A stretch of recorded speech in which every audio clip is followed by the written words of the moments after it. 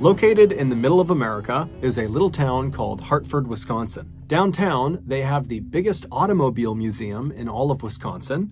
They also have a bowling alley called Dave's Lanes, which sells cheap beer and the best frozen pizza in town. Around the corner from the museum and Dave's Lanes are two other very popular local spots. One is called Scoop DeVille, which is an ice cream parlor that's themed like it's the 1950s, and they specialize in raspberry sundaes. And the other popular spot is called the Mine Shaft, and it's this big family-friendly restaurant that offers comfort food and arcade games. On warmer days, you can find residents of Hartford out on the many walking trails of Woodlawn and Willowbrook, which are two big, very well-maintained parks that are right outside of the downtown area. And on virtually any day, whether it's warm or cold, you can find Hartford residents packed into the Shower Arts Center, which is a local theater, to watch the local theater troupe perform. But none of these attractions are why anybody knows about Hartford, Wisconsin.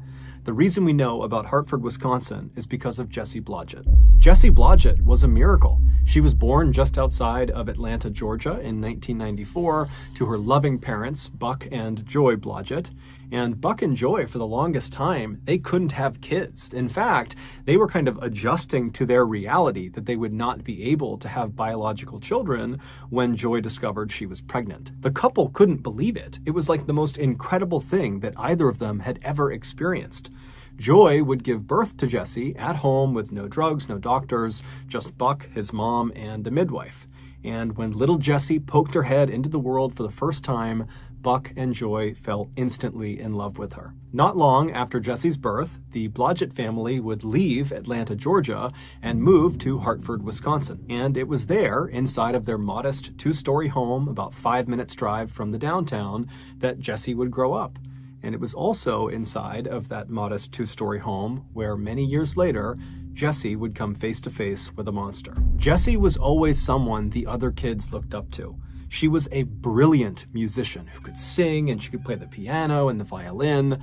One of her very close friends growing up, a girl named Jacqueline Knights, said that whenever she went over to Jessie's house, she would walk in and have to yell at the top of her lungs just to get Jessie's attention because Jessie was permanently playing the piano. But Jessie's musical talents were not the only reason people were attracted to her. From a young age, Jessie became outraged by bullying and unfairness of any kind. And so very quickly, she developed a very strong moral compass. She became a fierce defender of animal rights, environmentalism, sustainability, social justice, and ultimately ending violence against women. By the time she graduated from high school in 2012, Jessie had become very popular amongst her peers and also amongst teachers and parents. Jessie just came off as someone who was wise beyond her years. Jessie always talked about wanting to change the world, and after high school, she kind of figured out how she was going to do that. She decided she would study to become a choir director for either a university or a high school, because through that role, she would be able to teach and mentor upwards of 100 young lives every single year. So in the fall of 2012, Jessie would leave Hartford and head off to the University of Wisconsin in Milwaukee, which is about an hour southeast of Hartford, and there she would enroll in their musical education program. And during that first year at the school, Jessie did so well in that program that she was offered a talent scholarship for the following year. After wrapping up her incredibly successful freshman year in college, Jessie came back to Hartford, Wisconsin to live with her parents for the summer. Now, unlike other college kids that were back home for the summer, Jessie was not treating this break like it was a vacation. Instead, she decided she would just jump right into her musical education career. And so as soon as she got home, she started her own business, teaching voice and piano and violin to kids in Hartford.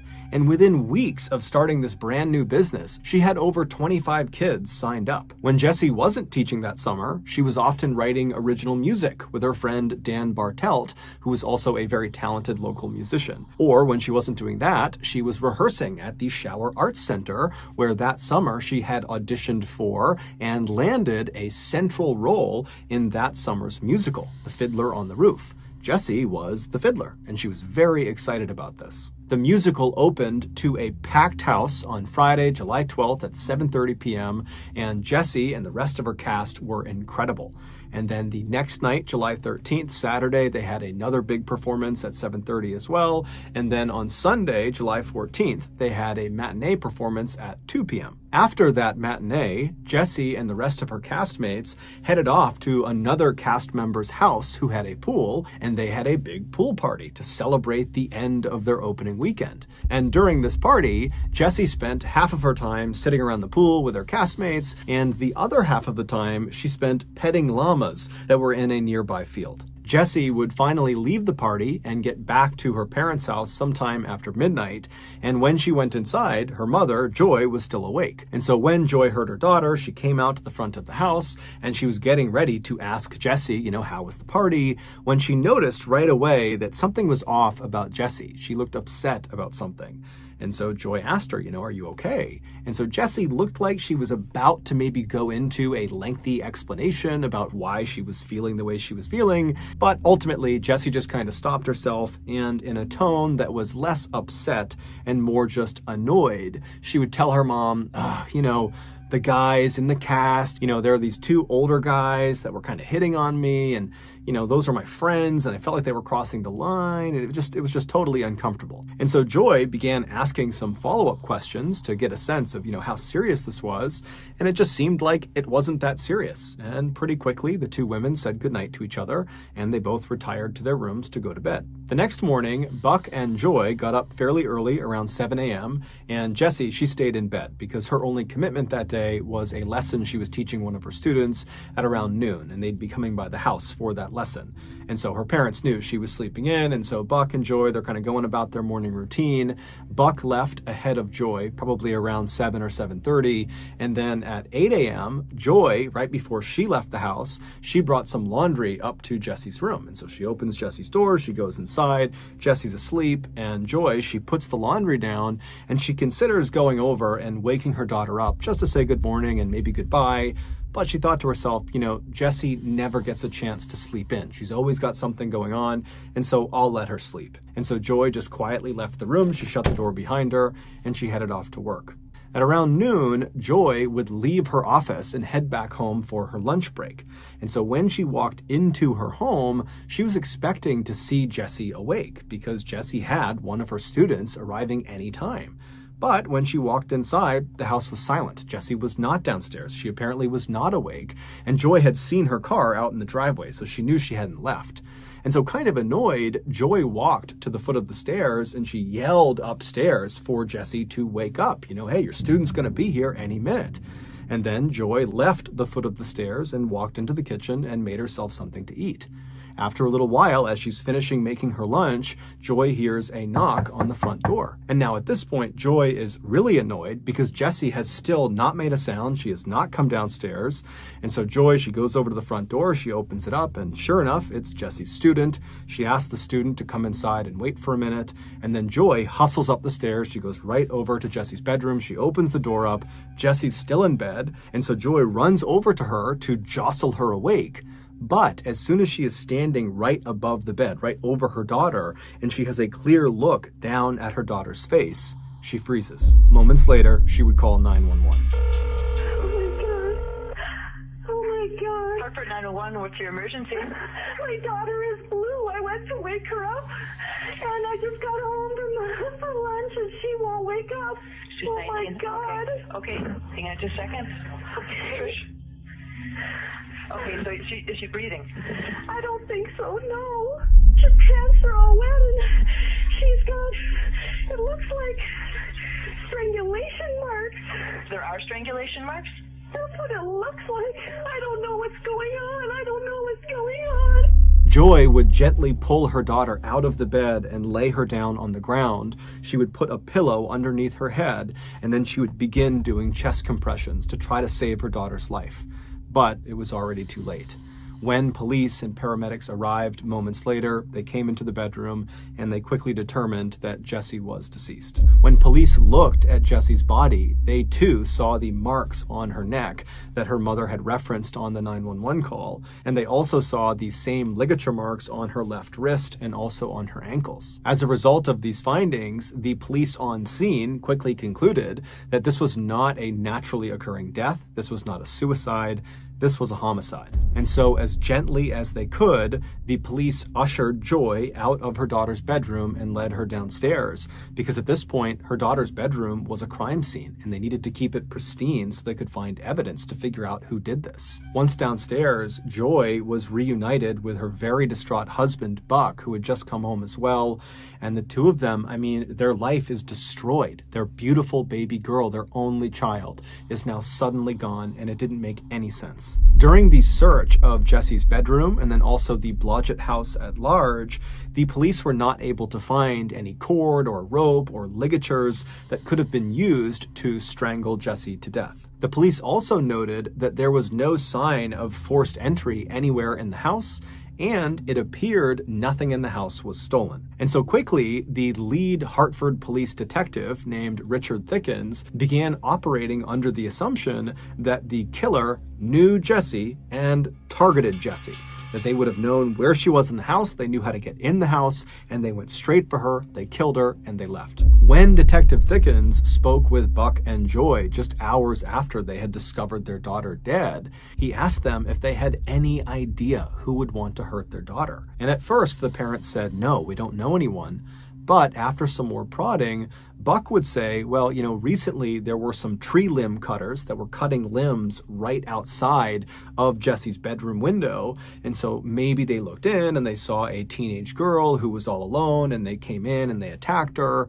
And then Buck also said that in addition to teaching music that summer, Jessie had picked up a few hours working at a restaurant down the road. And recently she had come into conflict with one of her coworkers who began acting very inappropriately with her. He basically would walk past Jessie and intentionally bump into her and rub into her and just get inside of her personal space. And this coworker was aware of the fact that Jessie was really upset and had already told her family.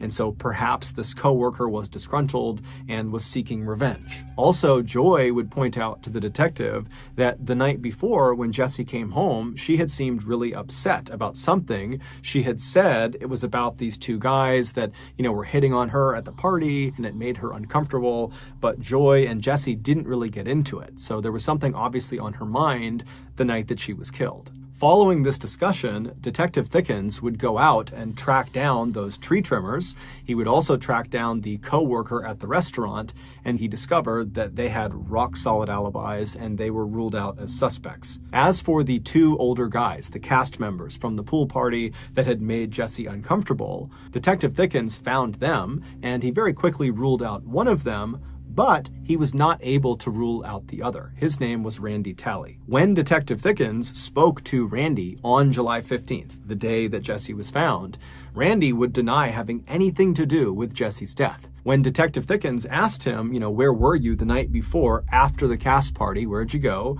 And then where were you this morning? Randy would tell him that after the party, he went back to his apartment, and that is where he has been the entire time until right then. When Detective Thickens asked him if there was anyone that could corroborate his story, Randy said no, he was alone in his apartment the entire time. Shortly after speaking with Randy, the police were still searching Jessie's bedroom for evidence, and they discovered her diary. And her final entry in this diary only made Randy seem more suspicious. Despite downplaying the incident that Jessie had had with these two older cast members at the pool party, after Jessie had spoken with her mom briefly when she got back from the party, she had gone up to her room and then made this final diary entry.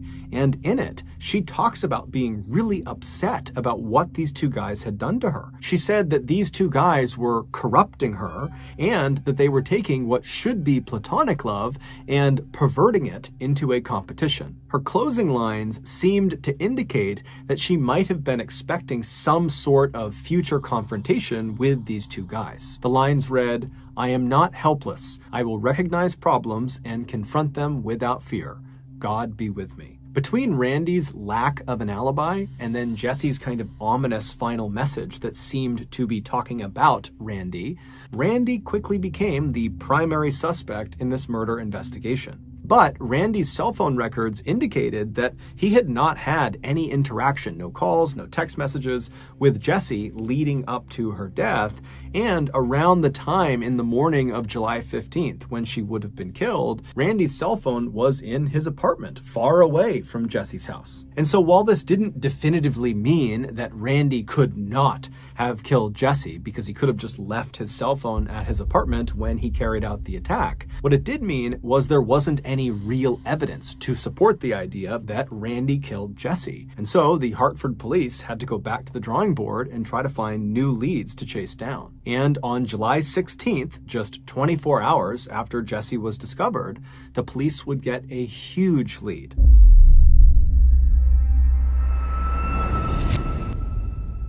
3 days before Jesse was killed, a young woman about the same age as Jesse, named Melissa Richards, decided to take her dog for a walk in a park in Richfield, Wisconsin, which is a small town about 10 miles southeast of Hartford. When Melissa pulled her car into the dirt parking lot that connected to the walking trail she intended to go on, she noticed there was only one other car parked in this lot, and it was immediately on her left, pointed nose away from the entrance. It was this blue minivan.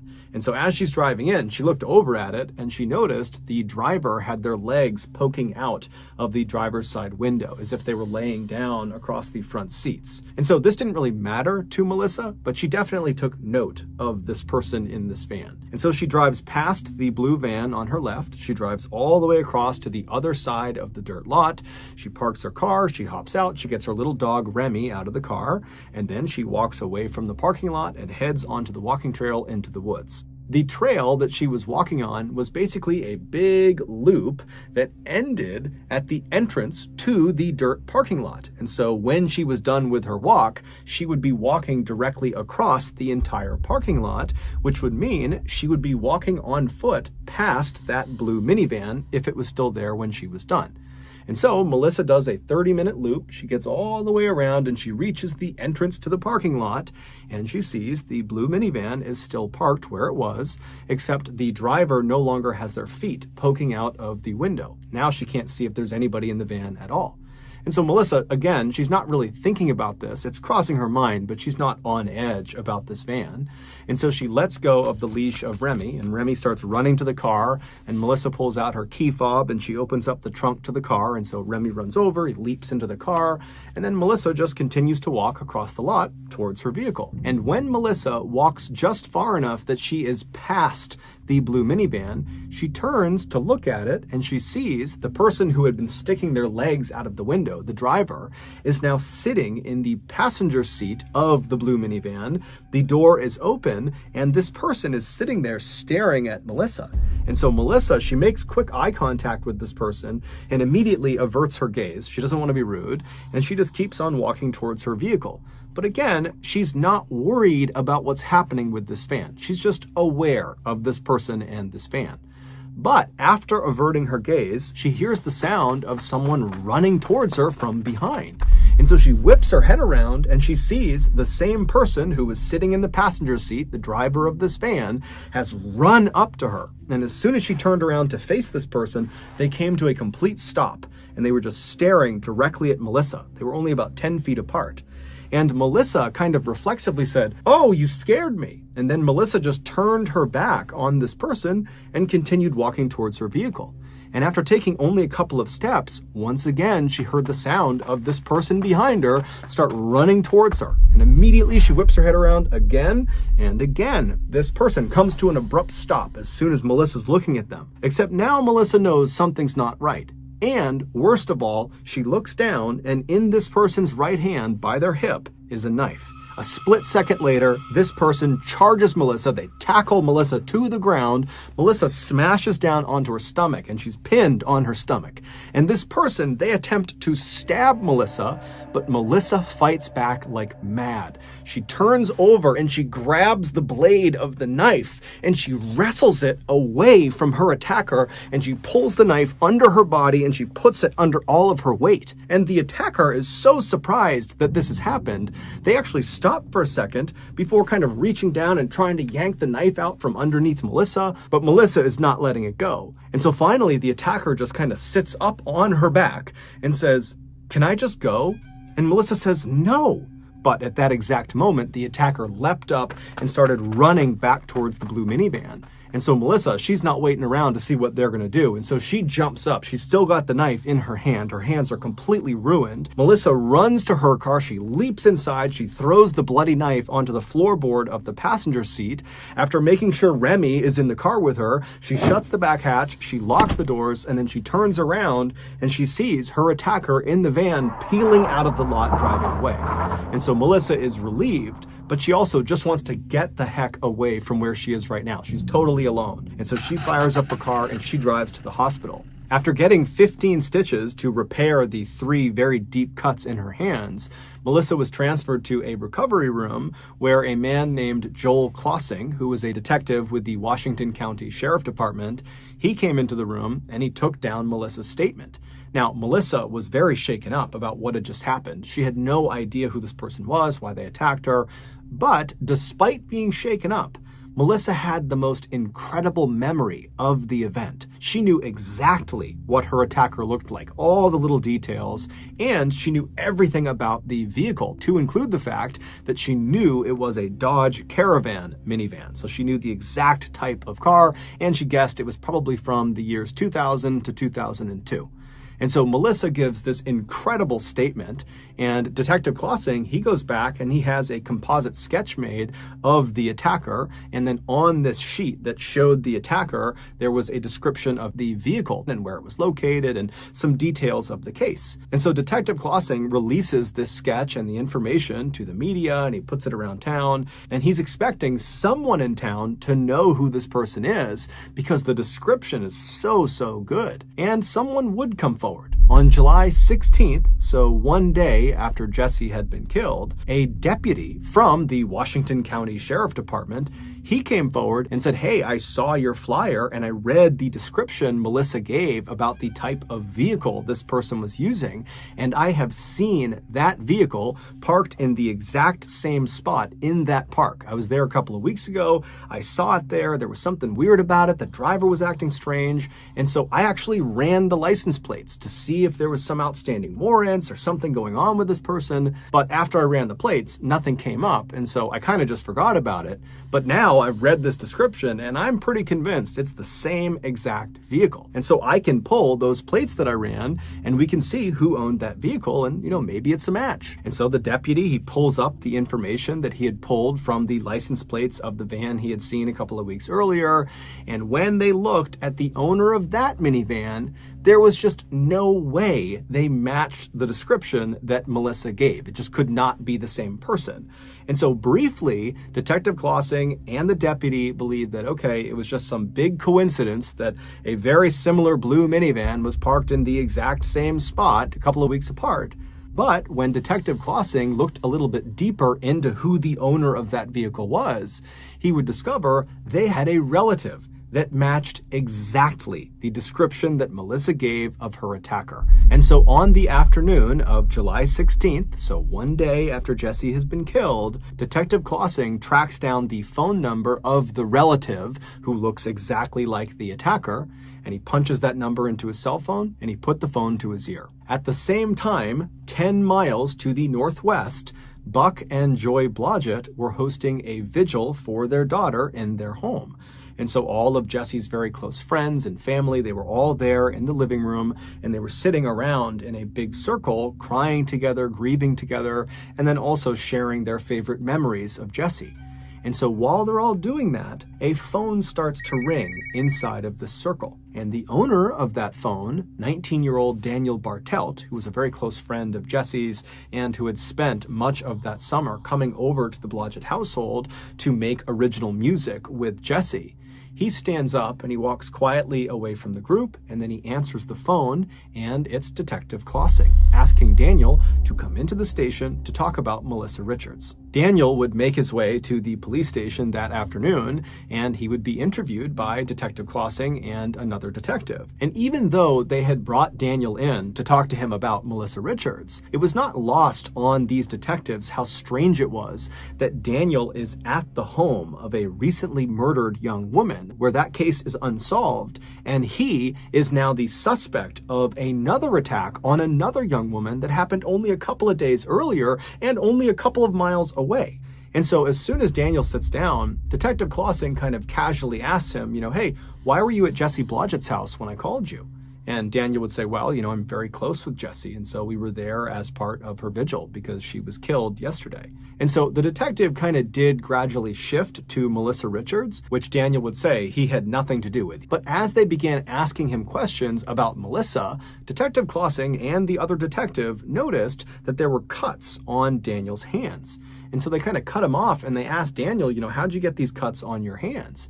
And Daniel was very quick to say, well, I got them at work. A screw kind of jutted out and cut my hands. I move inventory around in a back room of an engineering company. That's my job. And, I just cut my hand at work. And so at that point, the police began really asking very pointed questions about exactly how he hurt his hands and what exactly did he do at his job. And at some point, when it just seemed like there was something off about his story about how he hurt himself, one of the detectives just says to Daniel, if I were to call your employer, this engineering company, would they say you, Daniel, are currently employed with them?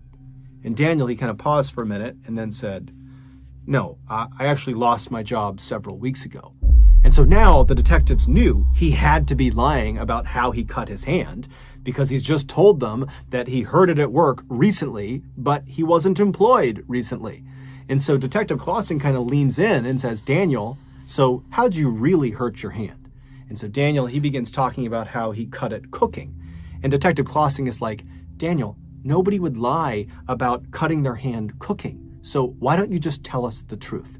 And amazingly, Daniel would. He would admit after some serious pressure that he hurt himself attacking Melissa Richards. He told detectives that after he lost his job a few weeks earlier, he didn't want his parents to know he had lost his job, and so he had just continued getting up early and leaving the house and coming back later in the day, kind of acting like he had been at work all day, when in reality, all he was doing was driving around town and sometimes going to parks and just sitting in parking spots in parks.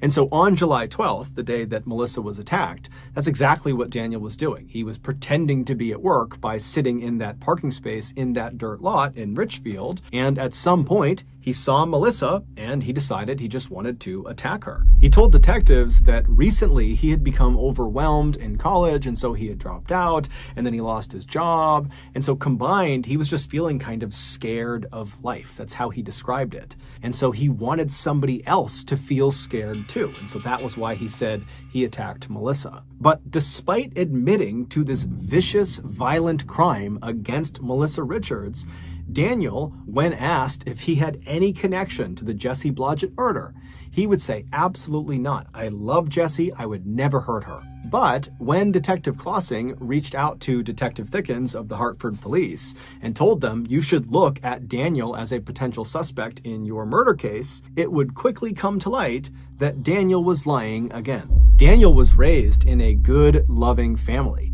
He was extremely smart, straight-A student. He was an incredible musician, and he was really well respected by his peers and even by his teachers and other instructors. I mean, this was a kid who had everything going for him. But something went wrong with Daniel, and no one knows exactly why. Shortly before he attacked Melissa, Daniel had become obsessed with killing and death and murder. His internet search history shows that he spent a lot of time looking for actual snuff videos online. Those are videos of actual murder.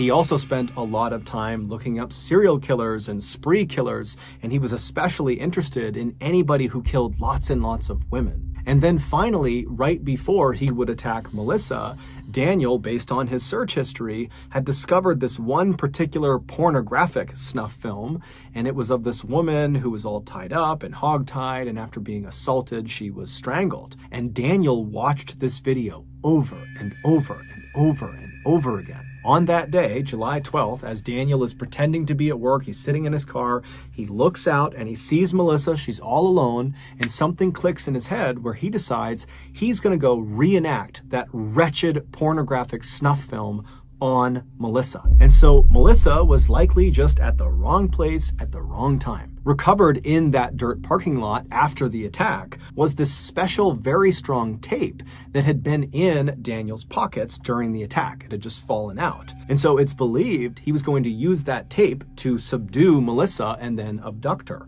But obviously Melissa fought back and Daniel got spooked and ran off. 3 days later, on July 15th, it's believed that Daniel decided he wanted to try again. He wanted to act out this pornographic snuff film, but in real life.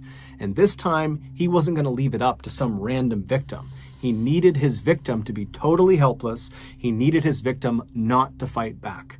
And who better than 19-year-old Jesse Blodgett, his close friend who inherently trusted him and would easily let him into her house, into her bedroom. It wouldn't matter if she was all alone because she felt safe around him. Based on eyewitness testimony of someone who was driving through the Blodgett neighborhood on the morning that Jesse was killed, it's believed Daniel arrived in the driveway of the Blodgett household just a few minutes after Buck and Joy had left for work.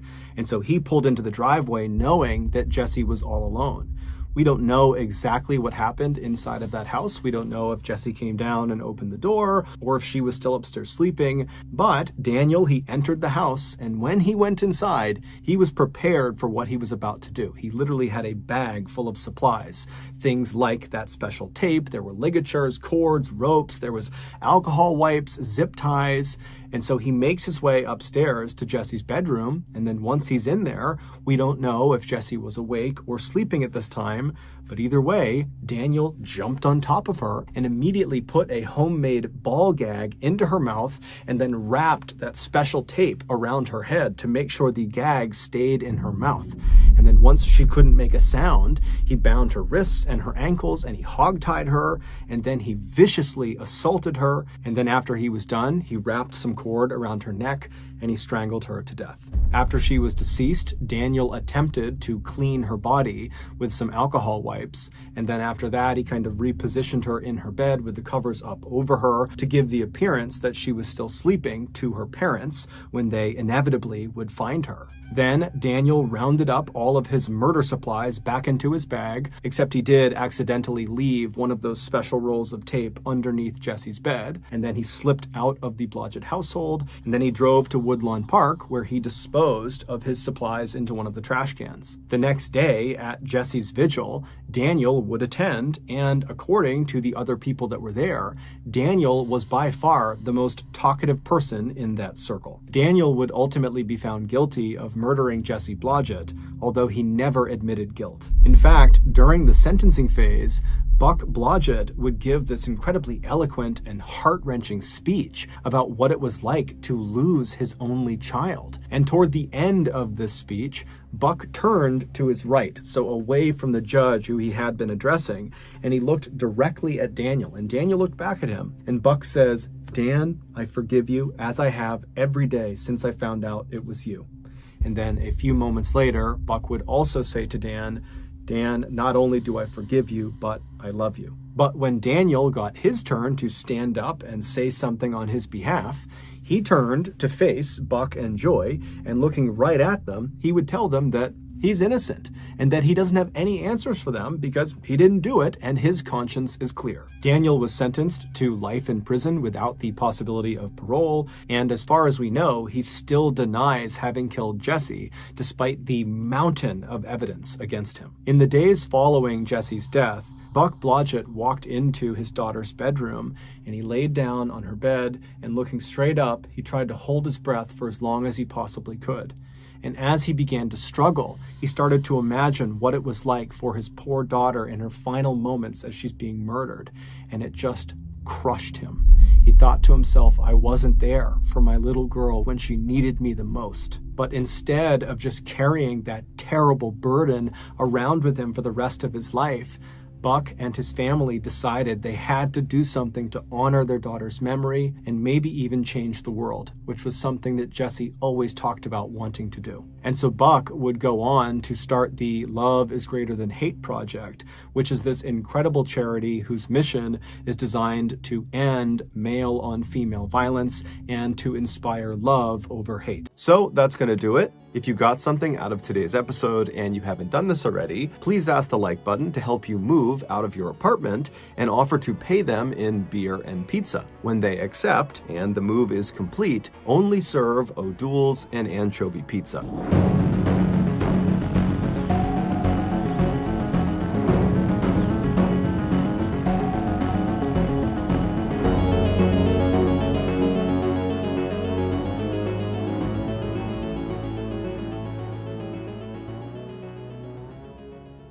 In 2007, the now famous cult classic movie, Into the Wild, was released to movie theaters for the first time. The movie, which is based on a true story, centers on the life of a young man named Christopher McCandless. In 1990, Christopher graduated from a really good school with honors, and by all accounts, he could have gone on to get a really good, high-paying job, but Christopher didn't want a job. He wanted freedom. And so without telling his parents, because they would not have been happy about this idea, he gave away all of his possessions, he gave all his money to charity, and he headed off to Alaska to live off the grid by himself. He eventually would find this rusted out old city bus in the middle of the Alaskan wilderness, and he would make this bus his shelter, and he would live inside of this bus for 113 days before he unfortunately died of starvation. While Christopher's story is obviously tragic, the movie about his life, Into the Wild, really focuses on Christopher's unrelenting spirit and his constant drive towards getting the thing he wants the most, which is freedom. And so at the end of this movie, the audience is left feeling not sad, but inspired. Inspired to take big risks in life and seek out adventure before it's too late. One audience member who was totally inspired by Christopher McCandless's life story was an 18-year-old young man named Matt Higgins who lived in Oregon. Matt was about to graduate high school, and unlike a lot of his peers, he had no idea what he should do after graduation, whether it was get a job or go to school. But after watching Into the Wild, a third option appeared to him, which was to head off into the wild, just like Christopher McCandless had done, except not permanently. Matt quickly fell in love with this option. He viewed it as a chance to kind of take a break from reality and go find himself, and then at the end of his stint in the wild, he could come back and, get a job or go to school. And so Matt's official Into the Wild plan was that he would graduate in 2007, and then in the spring of 2008, he would hike the entirety of the California section of the infamously rugged and beautiful Pacific Crest Trail. And he would do this all on his own. This section of the Pacific Crest Trail that he planned on hiking was roughly 1,700 miles long. It began on the border of Mexico in Southern California, and it wound its way north up to the border of Oregon. The trail cut through deserts and up and over mountains, and there was lots of dangerous wildlife to contend with. And on top of that, there were many points along this trail where hikers were very isolated. They were not anywhere near civilization, and so if anything were to happen to them, they'd be on their own. And so naturally, this hike was not a beginner hike. However, Matt was not a beginner hiker. He had grown up hiking and camping all over Oregon and the western United States. He had spent time in totally well-marked and safe areas, and he had also spent time hiking around very dangerous and isolated areas where there were cougars and bears and unmarked cliffs everywhere. And so Matt felt like, with his experience in the outdoors, he was perfectly suited to take on this big of an adventure. And in many ways, that was true. However, something was going to happen to him while he was out on the Pacific Crest Trail that no amount of hiking or camping experience could have prepared him for. So Matt graduated from high school in 2007, and in keeping with his plan, in the spring of 2008, he packed up his stuff, he headed to the airport, and he flew south to Southern California.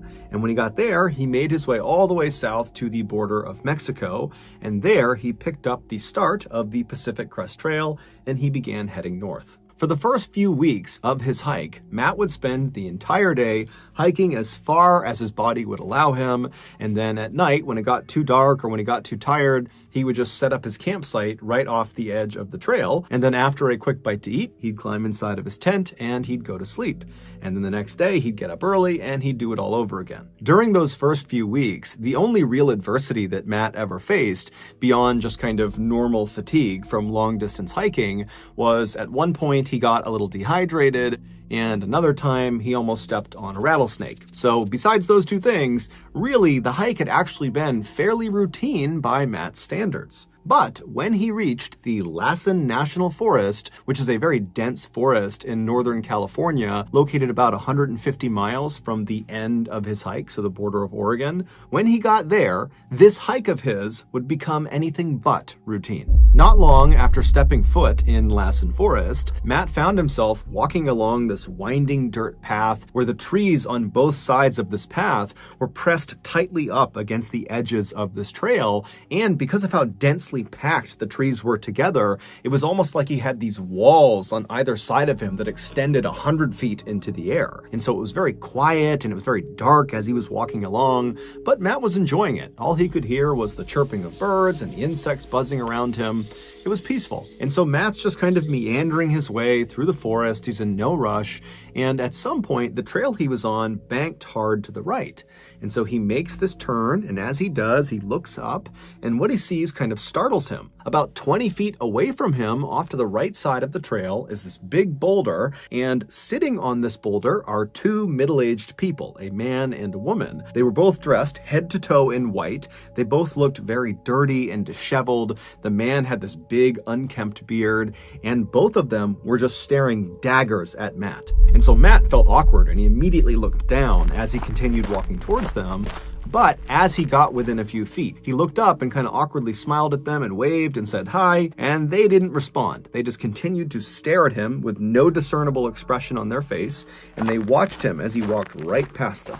And so after Matt walked past these two people in white, he felt really uncomfortable because he knew they were still definitely staring at him as he walked away, and he didn't want to turn around and meet their eye contact. And so he's just kind of walking away, feeling that uncomfortable feeling of someone staring at him, and he's thinking to himself, why didn't they at least wave or acknowledge him in some way? Especially considering the fact that on the Pacific Crest Trail, people go days without seeing other people. Matt, in fact, had not seen another person in days until he saw these two. And so he's thinking, how rude is that to just completely not react when another person walks past you on this trail? But Matt told himself, you know what, I don't know these people. I don't know what their issues are. For all I know, they're foreign and they didn't understand what I said. And so maybe that's why they didn't say hello back. Who knows? But you know what? It's none of my business. And so Matt just continued walking along. He never turned around to look back at these two people in white. He just carried on. A few hours later, when the sun was starting to set, Matt was still walking along this winding trail with these huge trees on either side of him, and so visibility was getting pretty poor, and so he began looking for a place to make his camp. But because of how close these trees were to the edge of this trail, and considering how dense these trees were, there was no spot for him to make his campsite without completely blocking the trail. And Matt did not want to block the trail for other people, and so what he did is he left the trail and he walked 300 feet or so into these thick trees where he found this little clearing, and that's where he set up his tent. Once it was all set up, he made some food for himself on his little stove, and then after he was done eating, he packaged up all of his leftover food inside of a waterproof bag. Then he sealed that up, and then he tied some cord to the bag and threw the bag up and over a branch of a nearby tree and kind of tied it off off, so the bag was sitting well off the ground. This was to make sure no bears could get to his food. And so after his leftovers were secured high up in a tree, it was totally pitch black outside. And so Matt just climbed into his tent, he zipped it up, climbed into his sleeping bag, and he fell asleep. The next morning, Matt got up right as the sun was starting to rise, and so it was still pretty dark outside, but there was a little bit of light. And so Matt unzipped his tent and he looked outside, and the first thing he noticed was his bag of food that he had put up in the tree was gone. And so Matt stepped out of his tent and he looked around thinking, maybe it fell to the ground or something, but it wasn't there. It was just gone. And so Matt thought to himself, I didn't hear anything last night, but I guess a bear must have come into the campsite, found the food, and run off with it. And so Matt began walking over to the tree where he had strung the food up to begin looking on the ground for bear prints to confirm his theory that that was who took his food. And so he walks over, he's looking around, he doesn't see any bear prints, but he does see 2 sets of human boot prints, neither of which were his. And before he could even process that, he realized these prints, these human prints, were not just underneath this tree where the food was. These prints, as he looked around him, extended all the way up to his tent and all around his tent and all over his campsite. And so as Matt is looking at this crazy trail of human prints all over the place, he's thinking to himself, how is this possible? I went to bed last night when it was already pitch black outside, and I got up basically right at sunrise, so it was still dark outside. So these 2 people that were walking all over my campsite and cutting my food down, they somehow navigated here 300 feet off the main trail in the middle of nowhere. They navigated here in total pitch blackness, and they did it silently without waking me up. How is that even possible? And so after running through this thought process, Matt realized the only logical conclusion was that the 2 people he saw on the rock, the people in white, had followed him after seeing him. They saw where he left the trail, and they had waited until he fell asleep and then snuck out and robbed him. As Matt's thinking about this, he suddenly realized that maybe they're still around. Maybe he's still being watched. And so he began whipping his head around, looking in all directions, almost expecting to see the man and the woman in white kind of poking out from behind a tree. But when he looked around, he couldn't see anyone. However, he started to get that sense that he was being watched. And so feeling really uncomfortable, he quickly packed up his campsite and walked as quickly and calmly as he could toward the trail. And as he walked, he kept thinking to himself that these people are going to jump out from behind a tree, or they're going to grab me from behind. And so he's walking faster and faster and faster. And he finally gets to the trail, and he looks down the trail and up the trail. He kind of looks all around. He doesn't see anybody. And so he tells himself, okay, they're gone. So he took a deep breath, he composed himself, and he started walking north again along the trail. Matt walked for several hours, periodically looking over his shoulder, again expecting to see the man and woman in white, but he never did. And eventually, this narrow path kind of cutting through the dense forest opened up to this big, beautiful field. And by that point, the sun was high in the sky. And so Matt's walking in this very beautiful open area. He can see in all directions. There's sunlight beaming down on him. And so even though he was totally rattled by what had happened the night before, he found himself kind of becoming more at ease about the situation. He was far less paranoid, and he began telling himself, as creepy as it is that those people in white almost certainly followed him and snuck up on his campsite in the middle of the night, as bad as that is, he thought, what? They probably were just super hungry, and they clearly needed the food more than he did. And so, what? Those people, they can have my food, whatever. And so Matt just continued on telling himself he would never have to deal with the people in white ever again.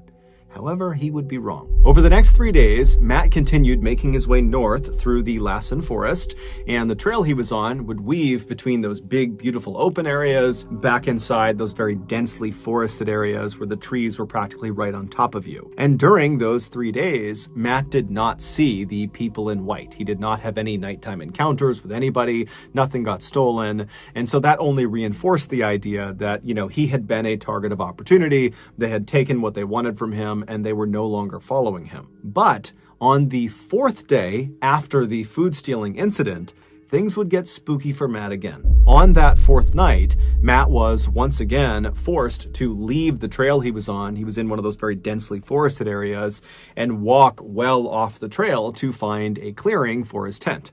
And so he walked, several hundred feet away. He finds this clearing. He sets up his tent. And then also he sets up a perimeter of sticks all around the outside of his campsite. This was a precaution he had begun taking after the food stealing incident. These sticks were an early warning system where if any animal or person came too close to his campsite, they would step, in theory, on these sticks and they would break and they would alert Matt in the middle of the night. And so after his campsite was all set up and all prepared, Matt sat down and had a quick bite to eat, and then after storing his food, he climbed inside of his tent and he fell asleep.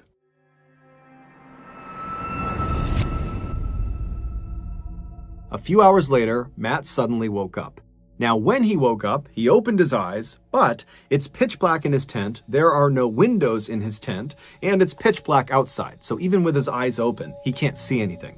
And so he's just laying there with his eyes open, but it's total darkness, and he's just listening intently because he doesn't really know why he woke up, if something startled him, or if there's no reason at all. And so he's just laying there and he's listening, and as he's listening, he hears the distinct sound of something stepping on one of the sticks in his perimeter. And so he hears the stick break and his heart just starts racing because he knows that an animal or a person is just a few feet away from him. And so instinctively, he kind of begins to pull his arm as quietly as he can out of his sleeping bag, and he reaches over and he grabs his hunting knife. And as he grabs the handle of the knife and he brings it closer to him, he hears the sound of more footsteps. Whatever has stepped on the stick has not slowed down at all. They don't care about the sound they just made. They're still moving towards his tent. And so Matt's starting to get really freaked out because he knows that, it could be an animal, but just a couple of days ago, 2 people were in his campsite stealing his food and walking all around his tent. And so that's what's going through his head. And so Matt's laying there preparing himself to potentially have to slash out if anybody came close to his tent. I mean, he's in the middle of nowhere. If a person is out here, it's not his friend. And so he's laying there, he's kind of shaking and he's listening really intently, and the footsteps are just getting closer and closer and closer to his tent until they stop right next to his head. They are literally about a foot away from him. And so he can't see anything. He's just listening really intently. And then he starts to hear whispering. But the whispering is not coming from this person right here. The whispering is coming from everywhere in the forest. It's coming from all different directions. And so Matt doesn't know what to think about this. And as he's hearing this whispering, which is getting more and more frantic, whoever is standing right outside of his tent begins circling his tent. So now he hears footsteps just walking in a circle around his tent while frantic whispers are coming in from all directions. And so at this point, Matt is so terrified, he's just frozen. He knows that he's holding that knife, but he won't be able to do anything with it. He's just petrified. And then as soon as this total nightmare had begun, it just stopped. The whispering, silence. The footsteps stopped. And so in a way, it was kind of relieving, but in another way, Matt's laying there thinking, I want to hear the sound of footsteps retreating into the forest, leaving, but I haven't heard that.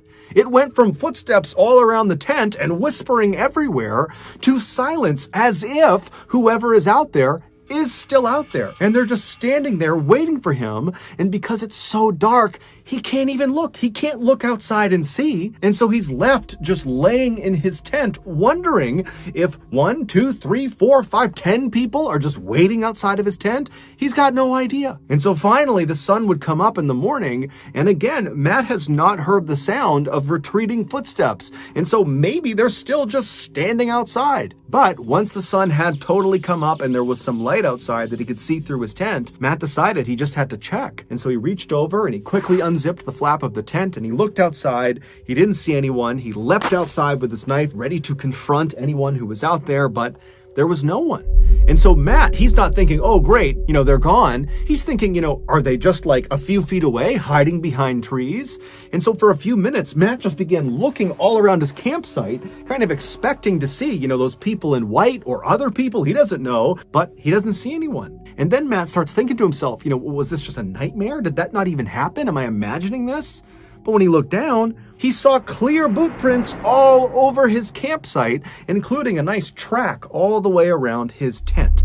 And so this nightmare really had played out in real life. And so he quickly gets everything back into his pack, he throws it on his shoulder, and he just starts running back towards the trail. And when he got to the trail, he continued running north. And as he's running along and looking over his shoulder the whole time, he's telling himself, I just need to get out of Lassen National Forest. I need to get out of the people in white's turf, get away from this place, and I'll be left alone.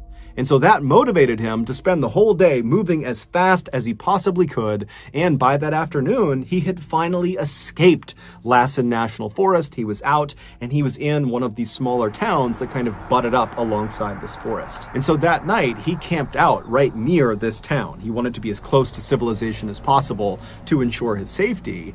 And so as he's laying in his tent that night, he began thinking about what had happened over the past couple of days. At this point, he was nearly certain that the people in white that he had seen on that boulder, they had to be behind these nighttime encounters. They just had to be. And so he's thinking to himself, okay, well, the first encounter I had with them, when they stole his food, yeah, that's creepy, but it makes sense. They followed him, they went to his campsite, they stole his food. Okay, fine. That makes sense to him. But the second encounter, the one that had happened the night before, that didn't make any sense. Assuming it was, again, the people in white responsible, that meant they had been following Matt the whole time, and he had not seen them somehow, even though over the last couple of days, he had been looking over his shoulder constantly, looking for those people, but he didn't see them, and they still managed to follow him all the way over several days to this other unmarked campsite, hundreds of feet off the main trail. So how did they do that? And then two, once they were at his campsite and he's laying there listening to them, walking around the campsite, whispering to each other, what were they doing? And then how did the footsteps and whispering just stop immediately and he didn't even hear the sound of them retreating into the woods? How did they do that? And so Matt would go over this and over this until finally he would fall asleep. And then the next morning when he got up, it was the first thing he was thinking about, the people in white. What were they doing and why and where were they? And so as Matt packed up his campsite that morning, it did cross his mind, that maybe he should just stop the hike right now and call his family, have them come pick him up and get out of here. But this hike, this huge hike he had planned, was really important to him, and he was only about 100 miles away from the finish line, which meant he had already hiked over 1,600 miles, and he just didn't want to quit. He wanted to finish what he started.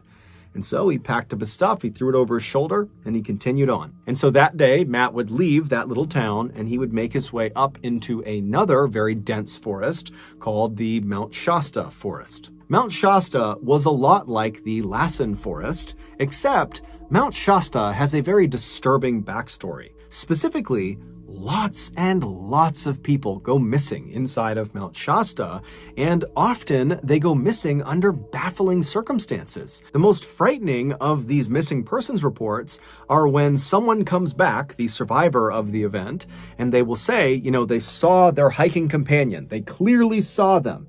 And then they turned their back on them just for a few moments, few minutes, whatever it was. And when they turned back around, the person they were with was now gone. No trace of them, nothing. They're just gone. And despite a massive search for them, they're never found again. There is a distressing number of missing people in Mount Shasta that sound just like that. It's totally terrifying. So with that in mind, Matt makes his way into the Mount Shasta forest, and even though it totally stressed him out to once again be walking on these dirt pathways where the trees are very tight on either side of you, they're very dense, and as he's walking, he's kind of looking in both directions, expecting to see somebody watching him.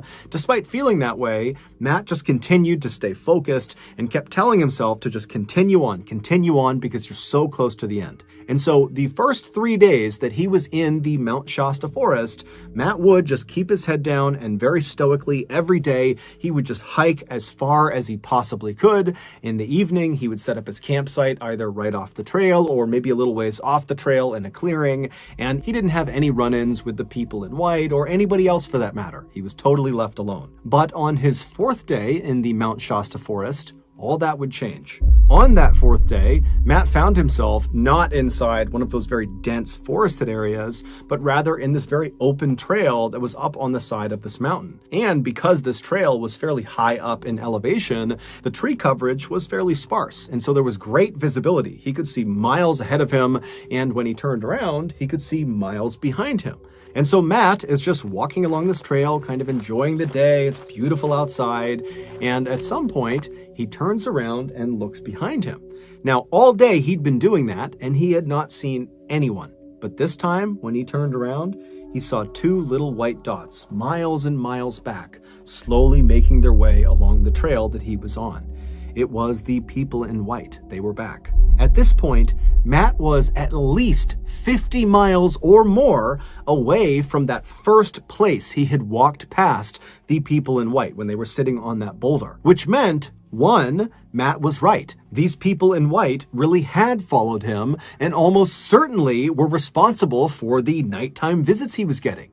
And two, for reasons unknown, they were still following him. Matt suddenly didn't care at all about completing his big hike. He just wanted to get the heck away from those people. And so very quickly he pulled out his map and he looked, and to his horror, he realized he was in one of the most isolated portions of the entire hike. He was at least 25 miles away from the nearest civilization, a little town called Castella, California. And so without a better option, Matt put the map back in his pocket. He took one last look at the people in white who were making steady gains on him, and then Matt just turned away from them and began booking it down the trail. And Matt would run for hours and hours and hours without stopping. Even when he turned around and could no longer see the people in white, he just kept on running.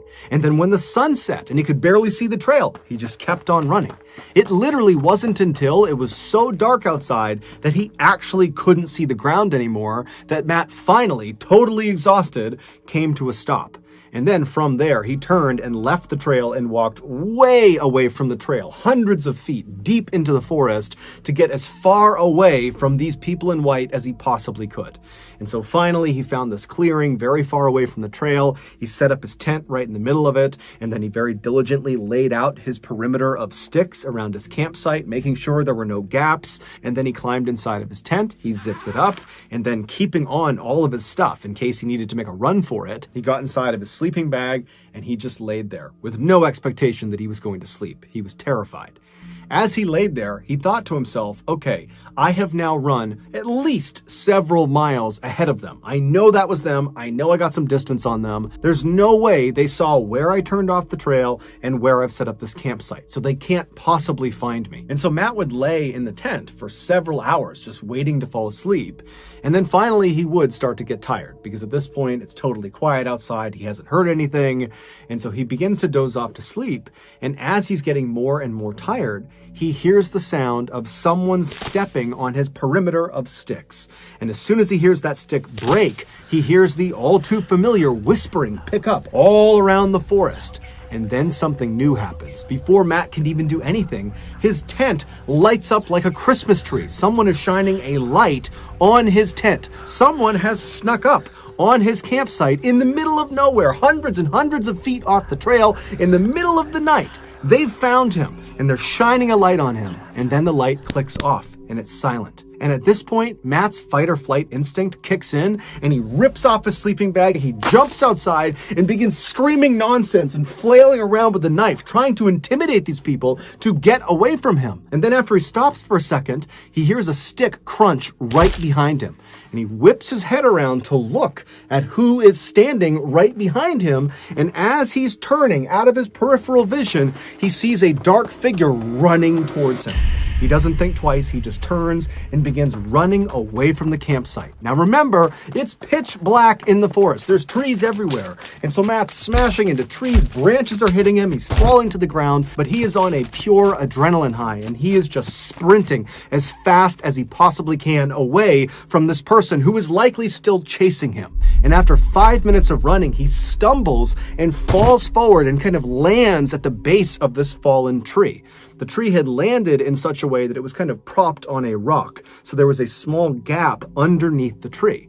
And so Matt, thinking quickly, kind of slid himself underneath this log and positioned himself so he was looking back in the direction he was running from. And as he laid there, he saw in the distance this light bobbing around. These people are looking for him. They're searching the forest for him. And so he watched in horror, tucked underneath this log, as whoever had the light and whoever else was with them, they moved closer and closer and closer, but they did not find him tucked underneath the log.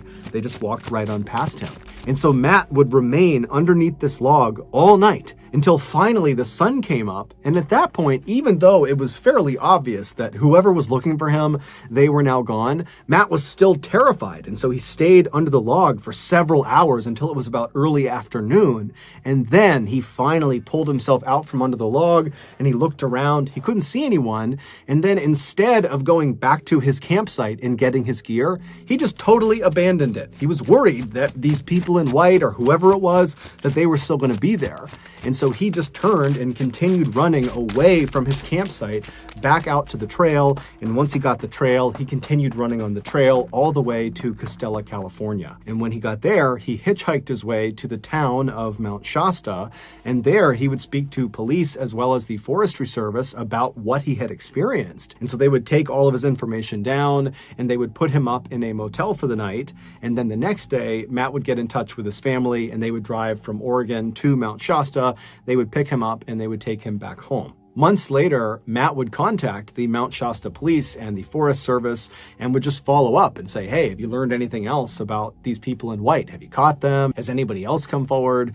And the police would say, they did have a number of people coming forward saying that things had been stolen from their campsites. These are people that were in Mount Shasta, in Lassen Forest, and the surrounding forests.